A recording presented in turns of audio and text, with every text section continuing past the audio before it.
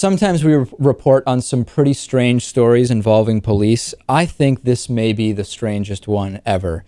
Anal probes, a forced colonoscopy, and forced enemas were mandated on a driver carrying no drugs, and then the hospital ended up billing the driver for all of these procedures he never even consented to. This is out of New Mexico. KOB4 has reported on this. There's a New Mexico man named David Eckert who is saying that he was pulled over, that police seemed to think it was just a traffic stop. He ran a stop sign or didn't fully stop at a stop sign in a parking lot, by the way. Police thought that he was clenching his butt cheeks in a way that was suspicious. Maybe he was carrying some kind of drugs in his body cavity. So they did cavity searches. First, they did cavity searches and found nothing. Then they did an abdominal x-ray. Nothing was found. They moved on to an anal exam using fingers. No narcotics were found. Then doctors did another anal exam. No narcotics were found.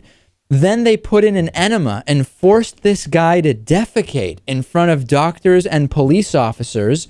No drugs were found. Most people at this point would say, hey, we've done an x-ray, 2 anal probes, and then an enema. This is probably enough. No, they did multiple more enemas, colonoscopy, all sorts of stuff.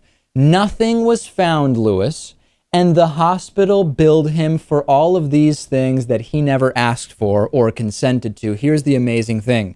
The search warrant that was used here to do these things was in a different county than the one where the hospital was, and expired at 10 p.m., even though the forced colonoscopy didn't happen until 1 a.m., 3 hours after it expired. There's a lawsuit alleging everything under the sun. You can imagine, Lewis, he is suing the police, the hospital, the doctors, the attorney involved, the state's attorney, rather.